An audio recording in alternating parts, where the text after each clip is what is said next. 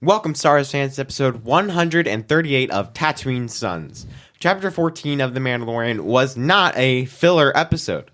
In fact, there's too much that happened for us to limit it to 3 hot takes, so we're altering the deal this week. After that, we'll look at the incomparable AP5 and why his age and experience. Do you have a hard time with that word? Yes. It's incomparable. It's incomparable. It's incomparable. You two are incomparable. And can I? Yeah. Read that again because it was pretty good. I can finish it? Yeah, you can finish it now. Okay. And after that, just go back to after that. We'll have fun. Come on, go. After that, we'll look at the incomparable AP5 and why his age and experience helped save the rebellion. Save the rebellion! Save the dream! It's time for Tatooine Sons. It's true. All of it. What is the name of the porg on the Millennium Falcon? Force is strong in my family. What do you think his name is? It's a big moment. I am a Jedi, like my father before me. Maybe Turbis? Do or do not. There is no try. Turbis? Pablo, if you're listening to this live stream, that porg's name is now Turbis. It's a good Star Wars name.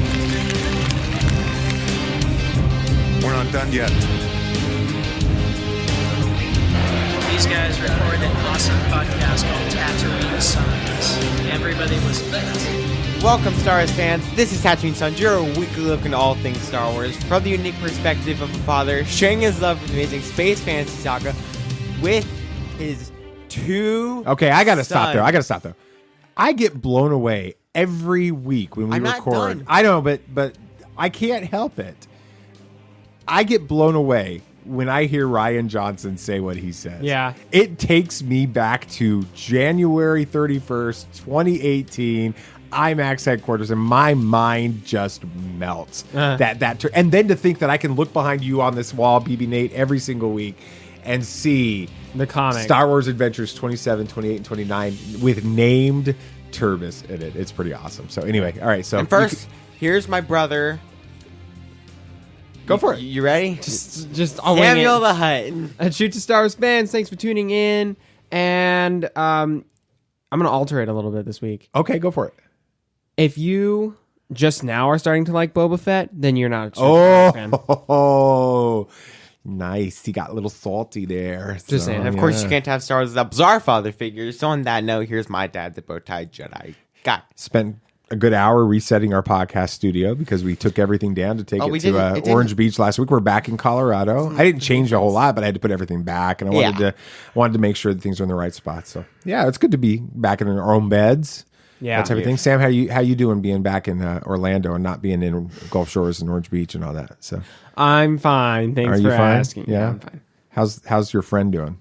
Oh, my friend. Yeah, you want to announce this to the world? Well, I mean, if you're friends with me on Facebook, which actually I've noticed a lot of our listeners are, like I'm a lot of. That's most of your friends. I know on most Facebook, of my yeah. friends on Facebook are different Facebook people or are different Star Wars people. Yeah, I'm not friends with very many people on Facebook. Yeah. But I got me a girlfriend. Yeah, she's pretty awesome. Yeah. We've teased about it a little bit on the show. So She's sweet. Her name is Savannah, and she is an awesome young lady, and we are very proud to have her as part of the Tatooine Sons family. We should have her on the show someday. Yeah. if she wants to be. She's a huge Star Wars fan, like massive. Her favorite character is Ahsoka. Yeah. So she's smart. Well, you want the bad news or the really bad but news? she also got to watch the Ahsoka episode with Sam last week when the day it premiered and stuff. It was pretty awesome. That So was really neat. yeah. So how you guys doing? Good. Good. We're going to jump right into the real show. Next, we're going to be tweaking some things in the new year. Hopefully having a lot more guests on the main show. Looks like we're going to have Mr. Dan Z from Coffee with Kenobi to open it up, and I'm setting some other things. That'll be in January. This month, we're going to just keep moving the hot takes to the front with that. And then if you've been checking us out on Twitter and on Facebook, lots of stuff's been happening with TeePublic. Thank you guys for all of you who have been buying Ahsoka and Porg merch and Where's Ezra Bridger shirts and such. You guys are awesome. So, all right, let's let's just do this thing. Get right into it. It's just been too hard. We cannot distill everything that happened in chapter 14 of The Mandalorian into only 3 hot takes. So this week we're expanding it to 10 questions that we are going to answer as quickly as possible. Rapid succession. We're going to call this Hot Takes Hyperdrive. I should have made this super fast, but I didn't. This is where the fun begins.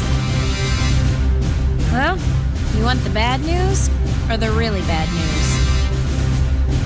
Impressive. Every word in that sentence was wrong. All right, Boba Fett is back. Heck yeah, told y'all. For real this time, not just a tease at the end of the first episode of the season.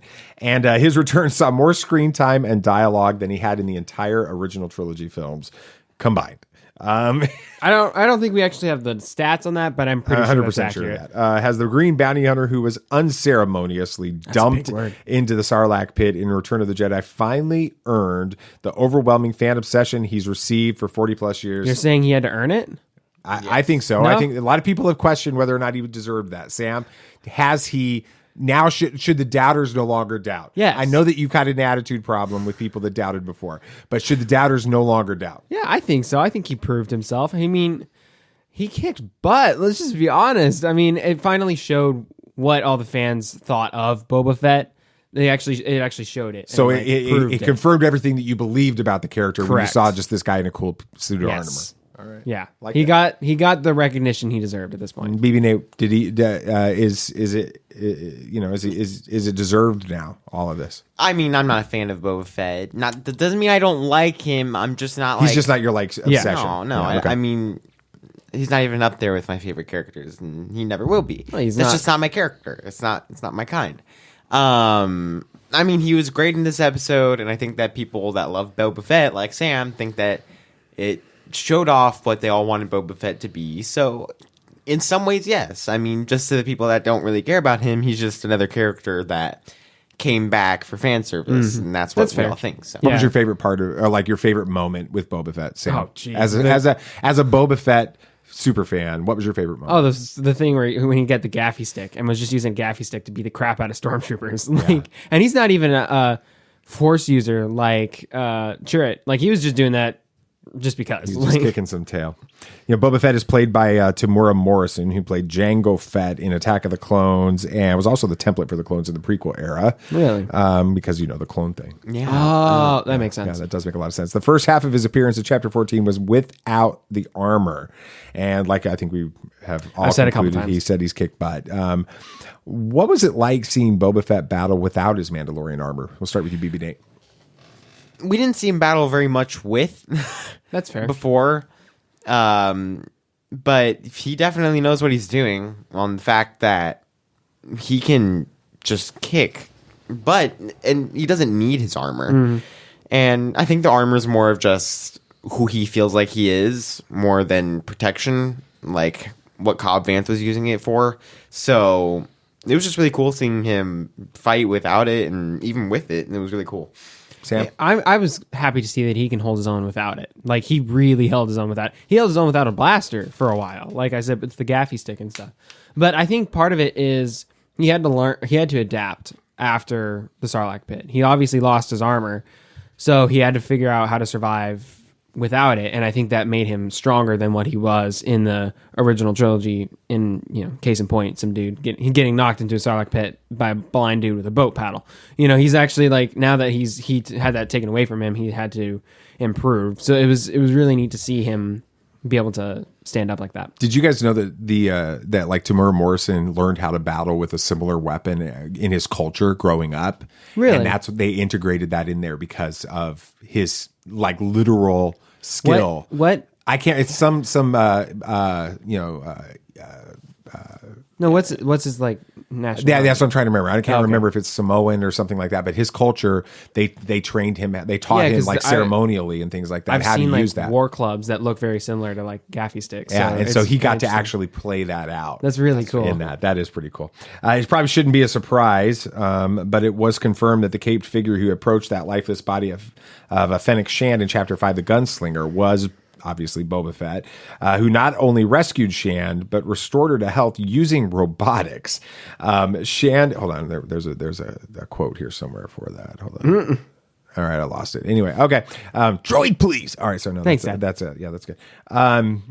Shand is one of the most dangerous assassins in the galaxy at this time. Can Mando and Boba trust her, Sam? I think they can. She, like all the bounty hunters, as we've seen with, well, not all the bounty hunters, but the ones who like are worth their salt or whatever, like Mando and Boba Fett before, they have a creed and they follow that creed as best they can, even though I guess the whole plot of Mandalorian is Mando going against that creed in the beginning. But, you know, I think that her life was saved. She owes that to Boba Fett at this point. So I think she's going to stick with him. I don't think she has a reason to cross him. It's not like there's a bounty out on his head or whatever. I mean, she could have tried to steal Baby Yoda, but that's not what her intentions were. She was there because she had owed loyalty to Boba Fett. So I think they can trust her at this point. What do you think, Nate? Boba can definitely trust her because, I mean, she owes him a life debt. Her life, yeah. And so if Boba can trust her and Boba is in the service of Mando, I think that Mando can trust both of them because Boba is very strict on, I'm going to help you. Well, don't spill it. Yeah, excuse me, I'm yawning. I'm tired. Don't spill it. Yeah, is this conversation really that boring? No, we're going to talk about that. We're going to talk about that in a second. Although the robotics was pretty cool. I didn't realize like that they had So she's like the opposite of Krang in Teenage Mutant Ninja Turtles. Krang is a robot with living organism in the tummy. Yeah. And Fennec Shand is a living organism with robot in the tummy. Yeah. So, all right. And you know, this is why you listen to this show right there. Okay. While Boba Fett is clearly alive and well, we don't know how he survived the Sarlacc pit. We do know that he's been hanging out on Tatooine, but that presents another question. He flew the Slave One all the way to Tython to get his armor back when he could have just taken it from Cobb Vanth in the first place. Why did he not do that, BB Nate? What do you think? I think that he respected Cobb Vanth and his mission of being the marshal. I think that he respected that was his job, and he felt like he needed the armor to protect them. That's probably because he would have if he could. Okay. And then he saw, this guy's a Mandalorian. He has my armor. We can reason. We're both under the same creed. So I could just try to reason with this guy because he has my armor and I want it, and he did, and they made a deal. Good point. What do you think about that? I think if Boba wanted his armor, he would have worked a way out to get it. If he knew Cobb Vanth had his armor, like he would have gone to Cobb, be like, "Hey, give me back my armor. I'm a Mandalorian. I deserve it." And then probably Cobb would have been like, "Well, can you help me with my problem?" And it would have been like episode 1. It would have been Boba Fett trying to take out the. So I think genuinely, I just don't think he knew Cobb Vanth had. Well, the armor. I mean, if a bartender at Mos Eisley knew that there was a Mandalorian on the planet, then he would have. That's a good point. I think BB Nate's onto something with the idea of, we know from, primarily from the series, from episode or chapter 9 of this series, when we saw Cobb Vanth in the armor, that Cobb Vanth purchased it outright. He earned this armor from the Jawas, yeah. Right. And we, you know, it'll come back again. We'll talk about it more. We've already talked about it a little bit. There seems to be this honor that Boba Fett is practicing, and he lost that armor in failure, in defeat by the Sarlacc. But we don't know the details, but that's almost assured, right? Cobb Vanth earned that armor, purchased that armor himself, right? And yes, Mando did as well. Mando earned it. But he's also a Mandalorian. And he was trying to return it back to the Mandalorians anyway, And Boba also earned it back as well. So. Yeah. And so Boba offered a deal to earn it back with that. And so I think you're onto something there, BB Nate. That's I good. know I'm onto something. You are. You're so smart. It didn't take long for Grogu, Baby Yoda, to take on the classic Jedi meditation pose and reach out through the Force when Mando placed him on that seeing stone on Tython. He was locked in for a really long time doing that. do you think he finished because he was exhausted or because he made a connection? And if he had a connection with some Jedi, is anybody coming to find Grogu before the end of the season, Sam? Yeah, I get the impression that he made a connection. It seemed like he completed the task that he was there for. I don't think he would just give up because he was tired. I think there was a lot going on in there that we just don't know, but I don't think it was, oh, I'm tired, I'm going to stop at this point. So I do think he made a connection, and I feel like that's going to bring someone in, like, last episode, like last minute, some Jedi is going to come to save the day. What Who do you Jedi? think it's going to be? I don't know. You going to guess? You have an I educate like a gut feeling? got nothing. I honestly, I don't think they're going to bring in a fan favorite Jedi or one we know. I think it's just going to be some Jedi? leftover Jedi at this point. But even Ahsoka herself said there's not many left. That doesn't If you mean can there can't find be one. one. I know, but we've heard so many stories of post purge, and let alone post Return of the Jedi, stories of Jedi That's true. that are still alive. I'm sure that I can't think of one that we don't know of. Well, what do you think? I mean, do you think he made a connection, BB Nate? And if so, are we going to see somebody? I do, because I feel like Grogu felt like that was the mission he was on, and he didn't. I guess he didn't want to disappoint Mando. Yeah, why do you think he reached out in the Force? He seemed to be resisting this in the previous episode, and now he's just all about it. He gets on that scene. I feel like he felt like Mando was disappointed that he didn't go with Ahsoka, because that was what he my felt heart breaks just thinking his about mission this. is, and so Baby Yoda wanted to, honor his daddy and I do saw what this he wants. meme, and it was Baby Yoda or Grogu talking to Ahsoka, and it was like, 90% of this conversation was Grogu talking about how awesome his dad is. Oh, that's awesome. But yes, I do think that he reached out and made a connection with who. I don't know, but I do think we see him final episode, final minutes, just show the Jedi and then leave the season like that and head out. I think so. All right, so he was absconded by. We knew they were coming. We saw him in a couple episodes ago. Everybody's been waiting for the moment. What did you think about the introduction of or our first real exposure to the Dark Troopers? I hated it because it meant that Grogu got captured, but they were really cool. I want to see more of them. I want to see them, actually in action, not just. They definitely had some Iron Man vibes. Oh, in 100. them. It's the first Favreau was like, "All right, I know this technology." Yeah. The first thing I thought of was Hammer. the robot at the end of Real Steel, the big bad one. saw that. It looked in the face, exactly yeah. like it. Exactly. In the face. So I immediately thought of that. But I mean, I just kind of wanted to see more combat from them, not just Yeah, we really just saw him fly around the a little bit. kidnappers. So Yeah, what'd you think, Sam? No, I mean, I thought it was a little underwhelming. I was kind of hoping for something. But I know they're not going to just that's their entire purpose in the series. They're not going to just have them show up, take Baby Yoda, and not do anything else. I think we're going to see more from them. I think they're an interesting concept. The fact that they're still using droids in that respect is interesting. I don't know what they do. So I don't know what makes them special. I mean, sure, they look cool, but is that it? Well, if you played the game, they were Well, I the did. hardest to overcome. They were Okay. the worst. Okay. They Did you were play the game? I remember vaguely playing this game and being terrified of these things when they would show up. So, yeah. you think they're made of Beskar? no, I don't know. no Jedi Purge Beskar? I don't know. Or excuse me, the Mando. Yeah, I just too shiny. You can paint Beskar you or can make paint. it Look as at shiny Boba as you Fett. want. I know, but all the Mandalorian's armors that have been painted over the Beskar are not shiny. They just used a matte paint. Yeah, it's possible. All right. But Moff Gideon. only the Let's talk about Moff Gideon. All right. Okay. He not only seemed pleased to have reacquired the asset that he lost in Chapter 3, he revealed in Grogu's Reveled. use.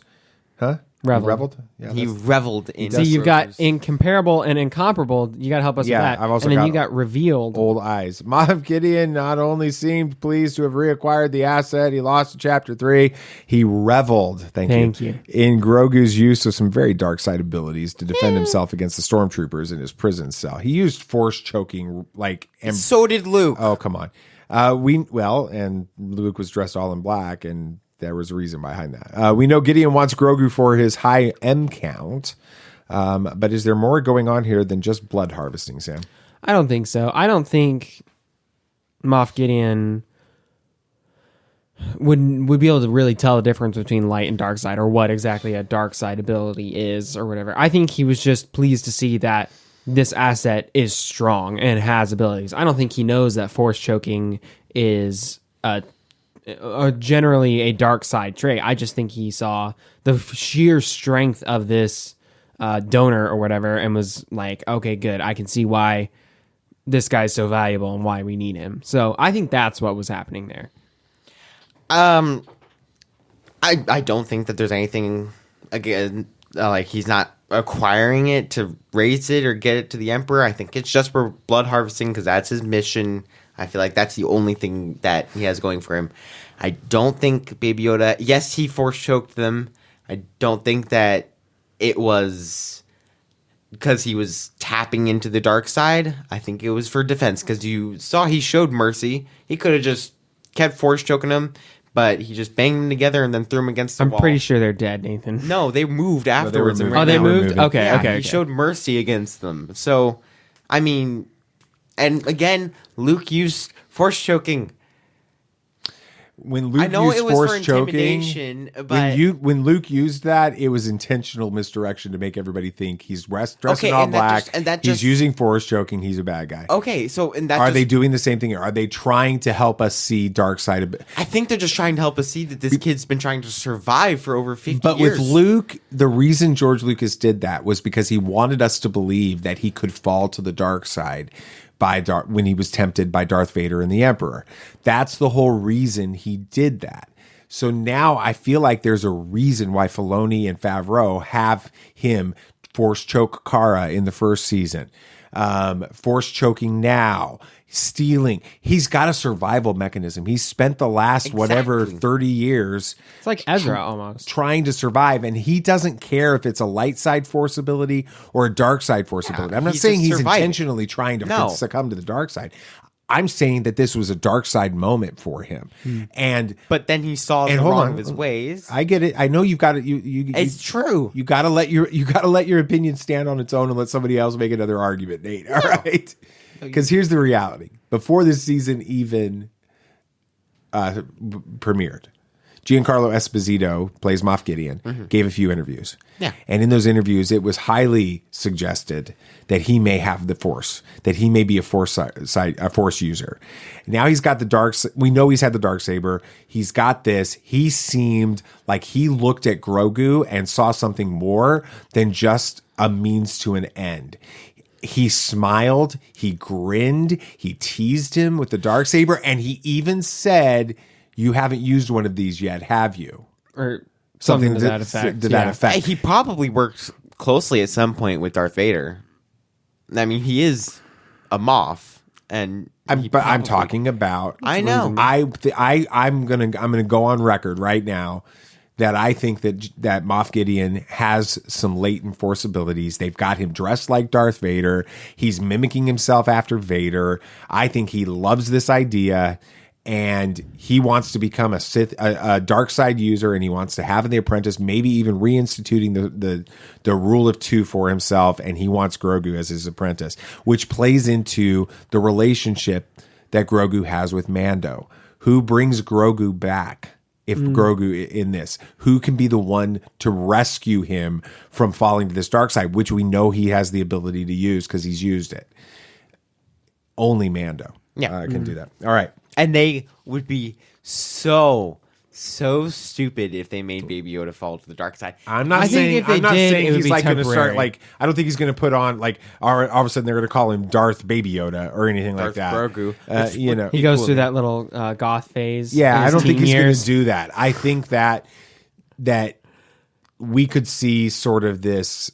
I mean- this idea of people that are kidnapped beginning to become so dependent emotionally, mentally for all their and physically for all of their needs that they begin to attach with the person that's kidnapped them. Stockholm syndrome. That's what I was trying to think of, but I couldn't think. What if we see Grogu with Stockholm syndrome for Moff Gideon and Moff Gideon using that to manipulate? I'm telling you, it could be scary. All right, we got to move on. Okay, well, I gotta just say this one thing. All right. We saw this was a big talking point from season 2 all the way through season 3 for Rebels.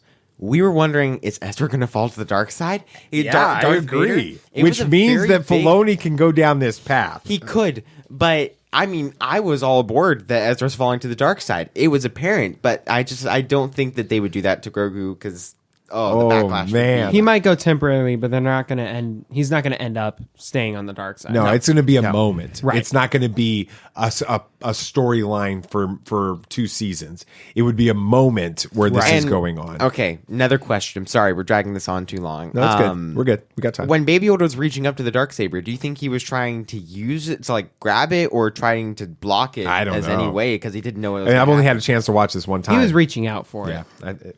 we'll have to wait and see how that plays out. All right, we never really thought of Boba Fett as someone that had a creed, but as we talked about before, it's clear that there's something going on there when he rescued his commitment to help Mando rescue Grogu seems to indicate that. He still describes himself in a classic Jango Fett quote, a simple man trying to make my way in the universe, which felt awesome hearing love Tamura that. Morrison say that. But the revelations about Jango Fett being a foundling indicates that Boba's father may have taught him the way of the Mandalorian. Do you like the new info revealed about Jango Fett, Nathan? I like how it puts the whole argument of is Boba and Jango, are they Mandalorians or not? And it puts that whole argument to rest. They are Mandalorian, whether you like it or not. By creed, not By creed. by. No. The reason that they have the armor is because they earned the armor. Yes. Right. So I like it. I think it works very well. It definitely works with how he kind of is not really what Mandalorians are in like not Children of the Watch, but Yeah, I don't think he's a part of the Watch, the No, Children of the Watch no, at all. no, I just he I mean, we see most of the Children of the Watch, and I guess people that are foundlings, they turn into bounty hunters because that seems like the profession for Mandalorians in these times. So Well, they're I like hunters. it. Yeah, I like it. I think it works well.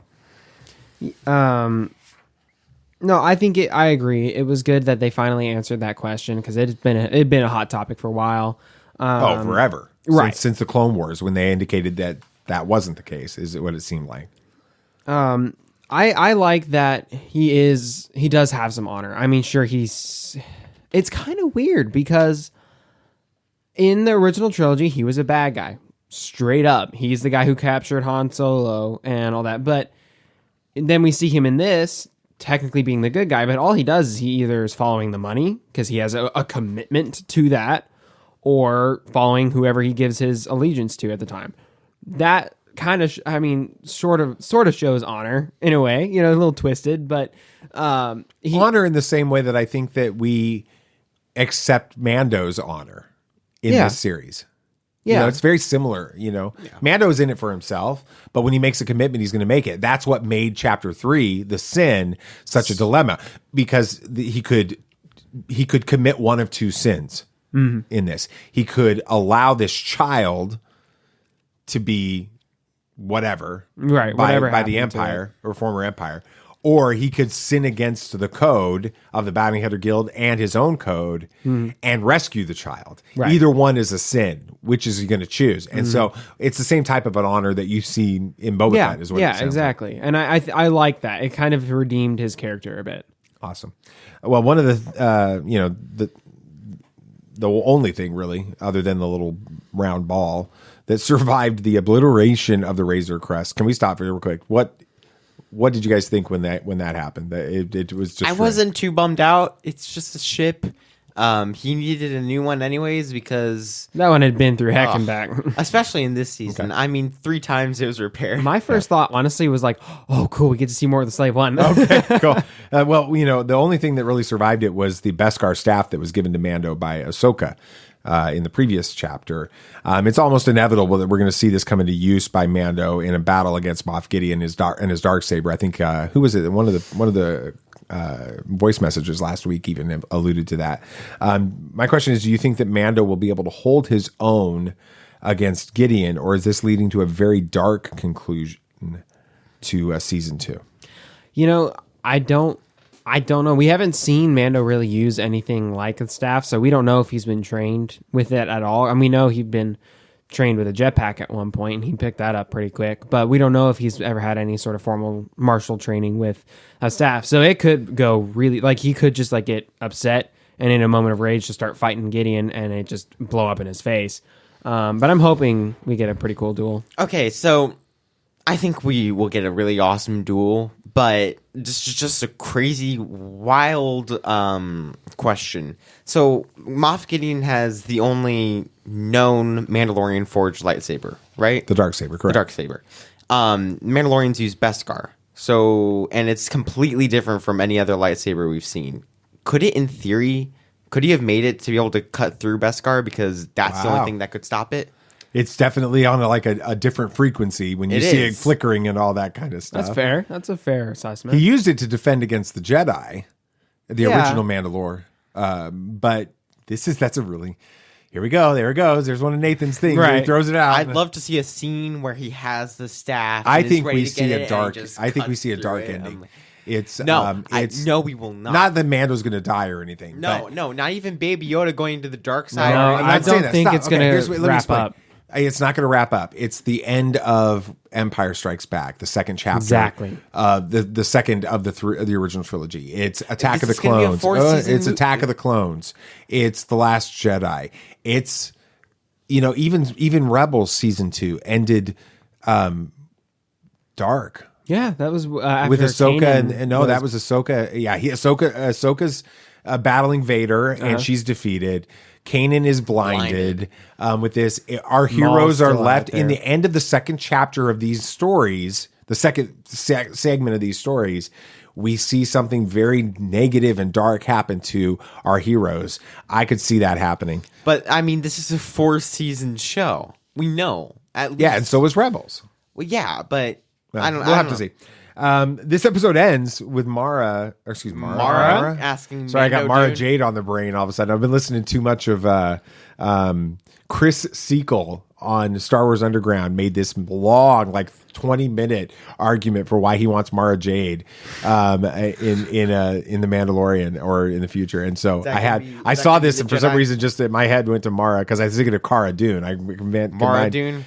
Mara with Cara. The episode ends with Mando asking Cara Dune, now a marshal of the New Republic, freaking sheriff over here, if she could help him bust Mayfield out of a New Republic prison so Mando can get to Grogu on Gideon's destroyer.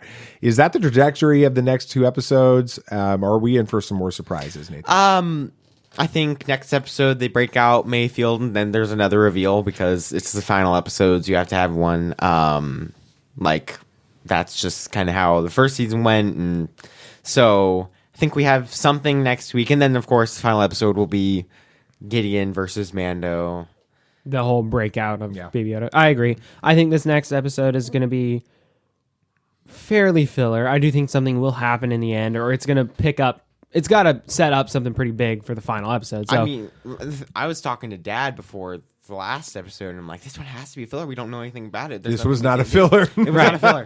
So I think that's what it's going to be. But as to exactly what's going to happen in there, I don't know. Yeah, we'll have to wait and see. This is the way. This is the way. This is the way. This way. Okay.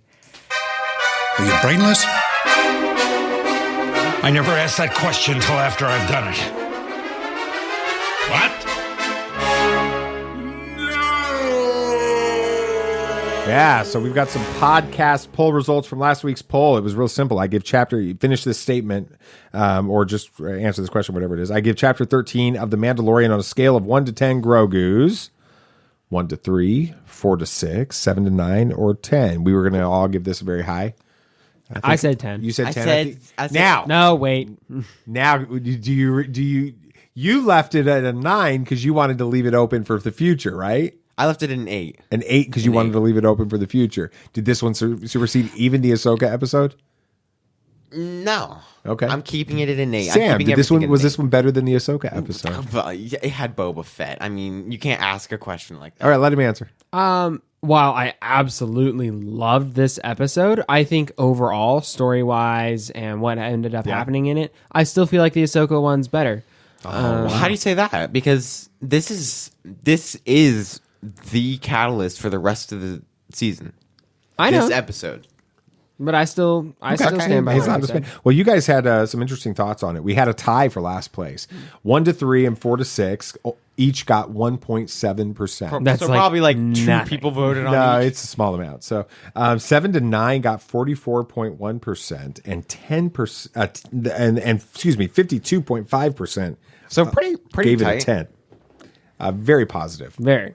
response to that episode. We wanted you guys to give us your thoughts, and so we put out our voicemail number out on Twitter, and you guys once again came through. This one's first is from our buddy Jeff. Hey, David, Nate, and Sam, how y'all doing? This is your longtime listener and supporter, Jeff, from the Blue Milk Cafe podcast, as well as the Canto Cast, calling in to give you my thoughts about Chapter 14 of The Mandalorian. This has to be up there with my favorite episode of the season so far. I really did enjoy the Jedi when we finally saw Ahsoka, but seeing a Boba Fett that I've been waiting 25 years to see was amazing. That is the Boba Fett we've all wanted. That is the Boba Fett we've been waiting for, and we finally got him. And I cannot wait to see more of him. This episode was just so amazing, and just can't wait to see more of him. I'm at a loss for words. But Samuel, just to let you know, Boba Fett is back in my top favorite characters because of this episode. I really liked him, like I said, when I was a kid. Yes, he had cool armor, but as I got older rewatching the original trilogy, he really didn't do anything, and I think they underutilized him, and wow, no longer. Boba Fett is a bad A, and I can't wait to see him kick more Imperial butt. So those were my thoughts of my rambling thoughts about this past weekend's Mandalorian episode. And if you'll excuse me, I think I am going to go watch that episode for a fifth time. Wow. May the Force be with you, and this is the way. This is the way. Yeah. Well, welcome back to the light side. I'm glad you I'm finally on the dark side? Yes. You finally have re-embraced Boba Fett for everything he is. No. But yeah, it was a really, really cool episode, especially for Boba Fett fans. Yeah. 5 times. Wow. Yeah, We haven't even watched it a second. Well, Sam has. He watched it with the girl. Yeah, he did. Without Yes, I us? did. Yeah, yes, he did. I Well, did. because we weren't there. I was so stuck at home that was cool. cleaning. You know, Thank you very much. I got to kind of agree with the way that Jeff thought about Boba Fett. When I was really little, a little kid, he was the coolest thing I'd ever seen. With it, I was joking with with Sam and Nate last night as we were driving back from Alabama that I was 6 years old. It was my 6th birthday. And the pastor of the church that we went to was like a grandfather to me. And he took me to Kmart and he went for my birthday and said, you can get any toy or anything that you want. And I went straight for the Underoos section and I got Boba Fett Underoos. And that's how much I loved him. But over years, it was kind of like, yeah, I could see why people wonder what the big deal is with him. Yeah, Boba Fett's back. Is he back in your top 3? I don't know about that, but he's back. Yeah. I know Han's your boy. Yeah. All right. Now we got Andy from Holocron Chronicles. This one's going to be good. He's a little annoyed. You're going to notice a pattern in his little message here. Hey, boys. Andy from the Chronicles podcast here. Long time, first time. Anyway, I was annoyed with this episode. And let me tell you why. I was annoyed that one Mandalorian seemed to make all the right moves and decisions, and another Mandalorian kept making all the wrong decisions. I was annoyed that Din didn't put his backpack back on when he went to go try and save Grogu. I was annoyed that Moff Gideon blasted one ship that was parked down on the planet to smithereens, which, that kind of got me too, man. But left the other ship just fine. And I was annoyed that the previously on the Mandalorian set up and spoiled what was going to be an otherwise nice surprise in the episode. So, I mean, other than that, I loved it. But yeah, I was kind of annoyed with a few things in there. That said, Boba Fett's great, and it was finally nice to see him get his, Vader and Rogue One moment where we finally get to see just how awesomely bad Boba Fett could be as a bounty hunter. So anyway, love that part of it. Keep doing what you guys are doing. I love it.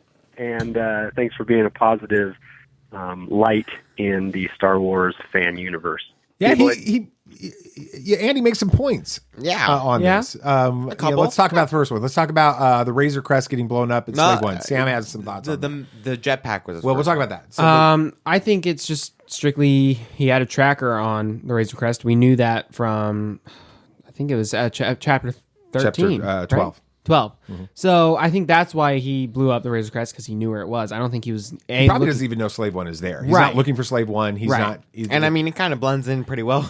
I think that our friend Brad on Twitter, Scuttlebutt podcast and some other stuff, he makes a really good point because he's military, right? Okay. And he's like, the fog of war is the reason behind that jetpack not being brought up.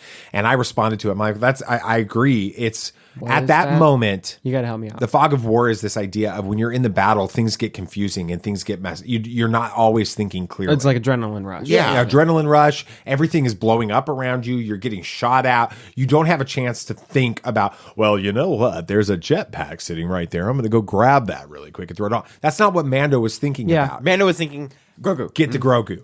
Yeah. Grogu's in danger, and that's all he thought about. That actually makes this character better for me. It makes Mando better that he made a mistake. He made a mistake, and the thing that matters to him most was Grogu. With that, but let's just agree with him on the recap that happened before. So Sam was getting dressed. We were in a hurry because we had to watch it real quick before we left to go do some stuff. BB Nate and I were getting it ready, and I could see as soon as the recap started that we needed to skip past this thing because, for one, we didn't have time. Two, I could tell they were already going down a path. They showed things early on that we didn't want to see on that. So we got to see it without the recap. And then you watched it with Savannah later with the recap. What was the experience like? It feels like it spoiled the whole thing. Yeah, I don't know if it really impacted her very much, but I was watching it, and as soon as I was watching the recap, I was like, wow, they really just revealed like a lot of like the big things, like Boba Fett and Fennec Shand coming back. Like that was a real big reveal. So that was kind of not a great choice in my opinion. I mean, bad choice, but I think that they knew most people were thinking that Boba Fett's going to come back in this season. Yeah, but we didn't have any clue that they were coming back in this episode. I think that was a mistake. Do we think, okay, this just came to mind. Do we think we see the next episode, Mandalorian breaks out, what is Mayfield? Mayfield. Yeah, he's going to break out Mayfield. And then goes try to help find Bo-Katan to try to get. I don't know. We'll need to talk about that in a second. All right. Last one's from our buddy Jordan Bean. Jordan's our good friend in California, and he has some thoughts. Hey, David, Sam, Nate, Christy. It's Jordan Bean. Make this take 2. Well, actually take 3 because I'm starting over because I was going on too long. He recorded multiple Chapter messages. 14, you blew me away. Great storytelling. Some of it I think was a little obvious. Grogu being abducted. Yeah, Moff Gideon now has him. Because as I said before, you can't play basketball without the ball changing hands. So we'll see how this game plays out. That Force event was pretty cool with the meditation and all that. Just leave that a mystery. We don't need to cover Force stuff. It is what it is. I really thought it was really cool when Slave One circled in and Boba came out dressed as a Tusken. He's been living in the Tatooine desert, so of course he's going to have a Gatorfy stick and a rifle, and he's just real cool. He's cracking skulls with that thing. It's very impressive. You actually got to see some skills from this guy, and he gets his armor back, which seemed obvious to me because I don't know. Yeah, I figured he'd be getting it back. He'd want it back. But I think what was really cool was Boba's character as a Mandalorian coming out more so than being a bounty hunter. So now, Din Djarin and Boba, now we see they have so much in common. And that hologram that he presented as evidence that the armor belongs to him, I understand that that's been decoded. I'll leave that for you to figure out later, but it's actually really cool. I'm going to have to go back to some old lore and see if that's actually canon, because I don't know. But the biggest shock of this episode, what are you doing to the man's ride? Why destroy the Razor Crest? Gosh, it's reminiscent of Serenity, the Firefly. They kind of look similar in shape and all that. And Razor Crest, I hold it close to my heart because of that. And now it's gone. You're breaking my heart, guys. But anyway, I'll let you go. Well, yeah, Hear more. Jordan, it's not our fault. All right, Dave didn't call us, and Jon Favreau didn't call us and say, "Should we blow up the Razor?" People are Crest?" reacting. If they did, we would take full credit. We for would that. take credit for it if he called us. People yeah. are taking like the loss of the crest almost like the Falcon at this point. Yeah, it's like we've had it for a year and a month, and people are like, I mean, the crest. That was like just a breeze. I'm like, I kind of freaked out a little bit. I was like, oh no.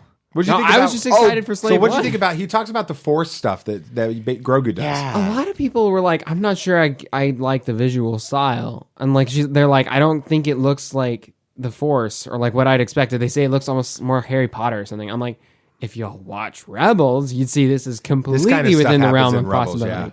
Yeah. And I mean, is this a world between worlds type portal? Is this It kind of looks like when might be when Ezra is talking to the main Loth Wolf or whatever that calls himself Dune. It kind of looks a lot like that. So, I mean, I don't think that it looked weird. I think it worked very well.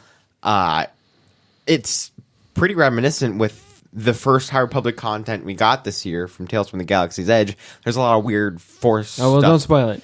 I'm just saying that there's a lot of weird Force stuff that has visuals to go with it. So I think that it worked really well and it fit. So, well, you guys brought up something earlier, just a couple of minutes ago, as we were listening to these messages. Is there someone going to come? BB, I think you're going to ask, like, does he go get Mayfield and then go get Bo-Katan or something like that? Well, that's our poll for this week. I want you to finish or fill in the blank on this. I've had a force vision, and fill in the blank will be in Chapter 15 of The Mandalorian. Bo-Katan, Ahsoka Tano, Ezra Bridger, or other, comment below. Most likely Bo-Katan and Ahsoka. I think that they go get both. I think this is just a recruit episode. I'm gonna go Bo-Katan. Bo-Katan. I don't think Ahsoka comes back to the series. I don't think so. I think so. I think that Ahsoka's she's done. She's got her own series with the Thrawn stuff. I think we see more. Yeah, I think that's. I think we see more. Well, we'll have to wait and see. On our first anniversary 2 years ago, we were honored to have the great, accomplished Stephen Stanton as our special guest, and we were especially excited to have him because of his portrayal of Obi-Wan Kenobi in the Twin Sons episode of Star Wars Rebels. But did you know that Stephen would never have landed that role without his amazing voicing of AP5, who he patterned after Alan Rickman of Die Hard fame? And that's just one more reason to love this arrogant, overconfident protocol droid. Bulky religions and ancient weapons are no match for a good blaster at your side, kid.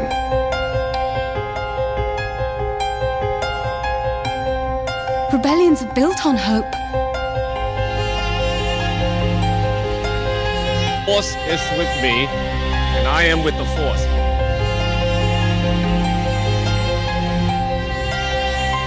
If you live long enough, you see the same eyes in different people. Yeah, so Sam's trying to figure out who Alan Rickman is, but we'll have to go to that later. All right, let's talk a little bit about AP5. Yeah. Go for it, BB Nate. That's his introduction. One of actually my favorite episodes from Rebels. I loved this episode because it focused more on the droids. We had Chopper hiding on an Imperial transport cargo ship, and in the cargo and sneaking around stormtroopers and everything. This didn't really have anything to do with the other rebels except for Chopper. So he goes and he meets AP5, who is almost about to report him, and then Chopper is trying to reason with him, and he finds out, I don't want to be a servant of these people anymore. He's like, I want to be free. I want to do my own thing. I want to be with you guys fighting these. Yeah, and I think that comes from the reality of when during the Clone Wars he had a position of importance, and he's been relegated by the Empire to this position of servitude and like treated like garbage. And he's like, I could go back to being something important again. Yeah, and that's probably what L3 is fighting for droid rights for, because all these droids were pristine, regarded individuals. Robots. A lot of them were, and now they're just servants of the Empire mainly, and so. And then if it wasn't for AP5, the Rebels would have never been able to find their next base, Atelon. Yeah, that was they would have huge plot. They would have in jumped Rebels. to a system where the Empire would be waiting for him, and it would have been a disaster. Yeah, it was. So he is all in like the 4 episodes he's in, that he's a main character in. They're all very important, and he does very important stuff. Yeah. Yeah, pretty awesome. I mean, stuff. one episode, another episode is him and Chopper and Wedge are Wedge tasked Antilles, yeah, with going to. I don't remember specifically their mission. They were going to help these recruits, right?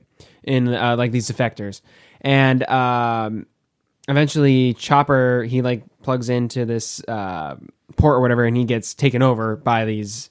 He's hacked or whatever. Yeah, it was Josh Gad that played the hacker on that. Exactly. He looked like Lobot with glasses and a beard. It was kind of cool. I think that's actually technically the first character in Star Wars with glasses. It was before Pershing.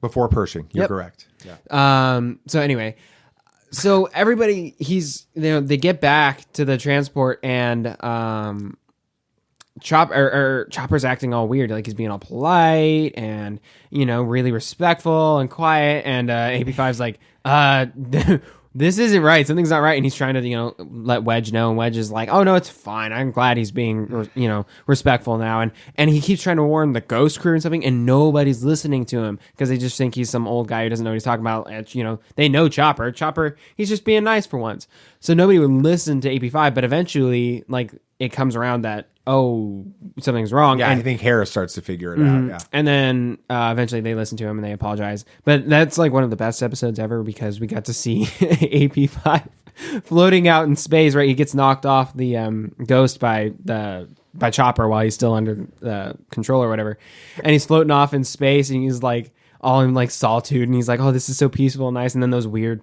I don't remember what they were called. Like weird bird things. Yeah, the weird space birds come, and he's like starts singing, and like, it was awesome. And then they come back. He's like, "No, leave me alone." I don't know, it's like one of the best moments in all of Rebels. I think a lot of people hated it. It was so unexpected. It was the episode before Twin Suns. Now here's the rest of the story. I was joking about this and saying if he didn't play AP5, he would have never played Obi-Wan in Twin Suns. The reality is, if I remember the story correctly, Steven was in the sound booth recording AP5 stuff for this episode. Okay. And somehow in the conversation with Dave, because Dave's there for all the recordings, it got brought up that he had voiced Tatooine, period, Obi-Wan in some video games before. And he was trying, and Dave's like, oh yeah, I remember that, that you did that. I had forgotten that you had done that. And he basically took him in, can you just like read some of this as Obi-Wan and just let me know what you think? And that's how he landed the job for Twin Suns, which was really controversial at the time because so many Star Wars animation fans wanted James Arnold Taylor to be playing that. But that's not the character that James Arnold Taylor plays. He does the Ewan McGregor version. Steven has did a fantastic job in Twin Suns, and that's nothing against James Arnold Taylor. We love him, and we'd love someday for James to be a guest on the show. But the reality is that's kind of the way that story. Here's the fun thing about this for me. When I see AP5, I'm looking at the whole, the kind of the totality of his story, and we see this droid that had importance and purpose in the Clone Wars and claims to have been the finest, the greatest navigator of his, whatever his of that time, his droid class. He's like top of his class. Yeah, top of his class, right? And then he's relegated to nothingness within the Empire because they don't believe in him. And this moment comes with the Rebels where he gets to choose. We talked about it earlier. He gets to choose: do I stay with this Empire and surrender to this purposeless existence, or do I take this risk and go back to being what I was expected to be? And I absolutely just love that about AP5. And he's criticized, and people don't like that episode with him singing, and they complain about it. He's a fantastic character, and we absolutely love Star him. Wars fans complain about everything. Well, they can even complain about the last episode of The Mandalorian, if you can believe that. So, but for this week's dad moment, I am your father. It goes back to, it's sad that in many cases our society wants to diminish the importance of people as they age. The younger generations look at the older as irrelevant and so set in their ways that they have little to no value. But this is the way of the dark side, the Empire. AP5 was brushed aside as unimportant and relegated to menial tasks that he wasn't designed for.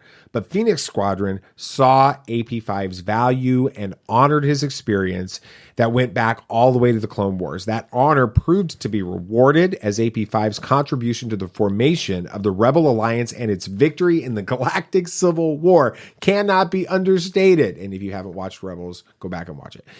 Experience isn't the greatest teacher.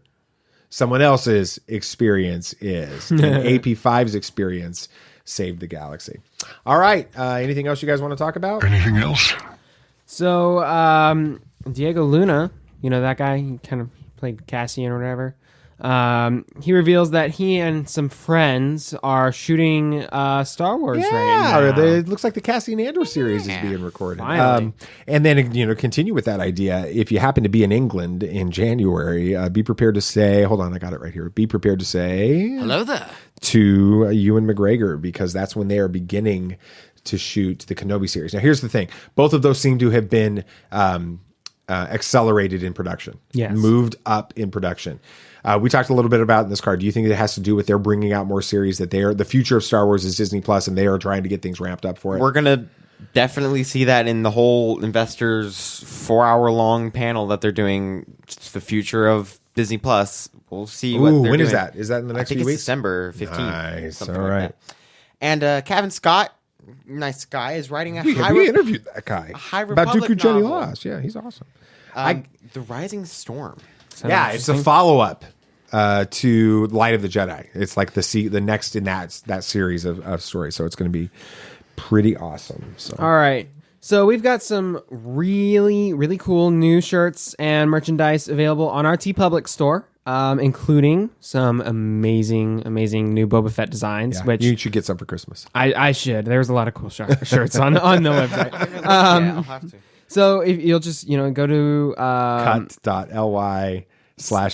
merch. Yes, I'll just link and it in the we'll show link it. notes. I'm sure. You can check it out. Everything is 30% off through December 12th. So if you want to get a little Christmas shopping done early, now's the time to do it. Yeah, it's gonna be a lot of fun. So yeah. All right, before we do our final, like what we normally do, I just want to make sure, if you don't know this, that the voicing of "May the Force be with you always" that you hear at the end of every show is actually by Steven Stanton. That's how he signed off of our interview. Yeah, we didn't even have to ask. He did it all on his own. We were totally wanting to do something like that, and he did it. So we totally cut that. And we're like, we're saving that has been on the show ever since. So anything else you guys want to say? I just want to say thank you to all the listeners that have been here for so long, and probably for people that did listen to that Steven Stanton interview and the craziness of being in a tiny bedroom on TV trays. That was the strangest setup. Yeah. But yeah, thank you for just listening to this and getting all the way to the end. Yeah, thanks for continuing to support us and our craziness, even though it's been a wild 3 years so far, and we hope it goes on for a while, for a while longer. But thank you all for sticking with us this whole time. Yeah, I think the best is yet to come. I'm excited about the future. Thank you guys for listening. Thank you for sticking through all the way to the end of this episode, as you guys do. For your voice messages, you're always welcome to call in and give us thoughts on anything about the show. You can call. Well, I lost the number. It's 321-262-0892. Let me give that to you one more time. 321-262-0892. Leave us a voice message, if it's clean and positive, then it'll probably end up on the show at some point. But anything else you guys want to say? May the Force be with you. May the Force be with you. May the Force be with you always. This party's over. I like that Wookiee. Don't get technical with me.